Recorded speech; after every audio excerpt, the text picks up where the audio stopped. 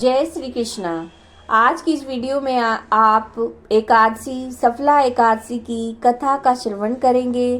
तो सफला एकादशी का जो व्रत है वो पौष मास में कृष्ण पक्ष की एकादशी को किया जाता है। इस दिन भगवान विष्णु और लक्ष्मी जी की पूजा करने का विशेष महत्व होता है। तो इस बार सफला एकादशी का जो व्रत है वो 26 दिसंबर गुरुवार को रखा जाएगा। ये व्रत गुरुवार को पड़ रहा है, इसलिए इसका महत्व और भी ज़्यादा बढ़ जाता है, क्योंकि गुरुवार के दिन भगवान विष्णु की पूजा आराधना करने से मनवांछित फल मिलते हैं और सफला एकादशी का व्रत करने से सभी कामों में सफलता मिलती है। जैसा कि इसका नाम ही सफला एकादशी है, तो इस दिन व्रत और कीर्तन करना बहुत ही फलदायी माना गया है। तो आइए अब सफला एकादशी की कथा का श्रवण कीजिए। चंपावती नगरी में एक महिष्मा नाम का एक राजा था। उसका बेटा लुम्पक बड़ा ही दुराचारी था। मांस, मदिरा, पर स्त्री गमन और वैश्या का संग कुकर्मों में परिपूर्ण था। पिता ने उसे अपने राज्य से निकाल दिया। वन में एक पीपल का वृक्ष था जो भगवान को प्रिय था। सब देवताओं की क्रीड़ा स्थली भी वहीं पर थी।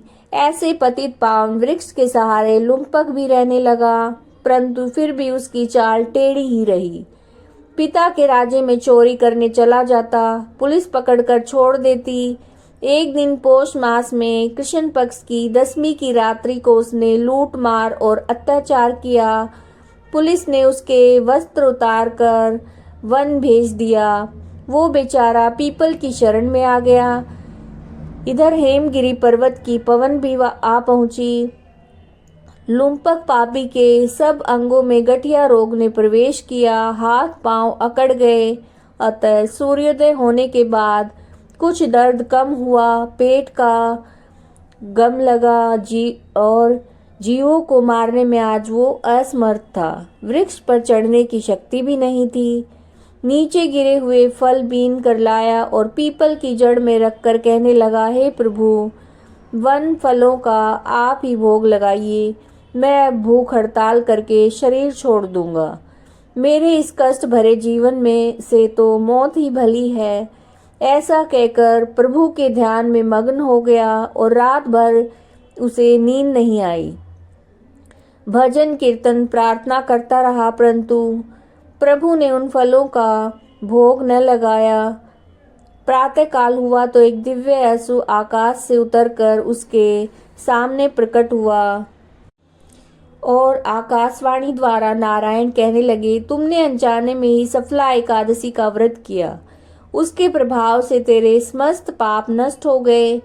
अग्नि को जान के या अनजाने में हाथ लगाने से हाथ जल जाते हैं, वैसे ही एकादशी भूल कर रखने से भी अपना प्रभाव दिखाती है। अब तुम इस घोड़े पर सवार होकर पिता के पास जाओ, राज मिल जाएगा। सफला एकादशी सर्व कार्य सफल करने वाली है। प्रभु आज्ञा से लुम्पक पिता के पास आया और पिता उसे राजगद्दी पर बिठाकर आप तप करने के लिए वन को चले गए।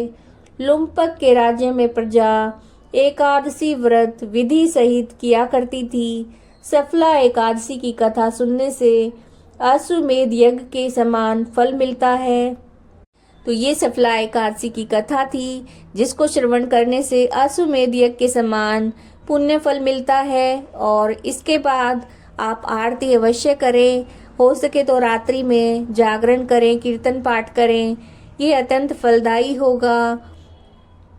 भगवान को भोग लगाएं और तुलसी पत्र का भोग अवश्य लगाएं, लेकिन तुलसी पत्र आप एक दिन पहले ही तोड़ कर रखें। एकादशी के दिन आप तुलसी के पत्ते बिल्कुल ना तोड़ें।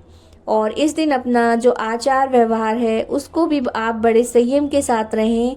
किसी को भी आप कड़वे वचन ना बोलें, किसी की निंदा ना करें, ब्रह्मचर्य का पालन करें। और अगर आप व्रत रख रहे हैं तो बहुत अच्छी बात है, लेकिन अगर व्रत नहीं रख पा रहे हैं तो भी पूजा अवश्य करें, भगवान को भोग लगाएं। हो सके तो थोड़ा सा भजन कीर्तन करें, इससे भी आपको उनकी कृपा जरूर मिलेगी। एकादशी का जो व्रत रखते हैं वो एकादशी से एक दिन पहले ही तामसिक चीज़ों को ग्रहण ना करें। संयम और भक्ति भाव के साथ भगवान का भजन कीर्तन करें।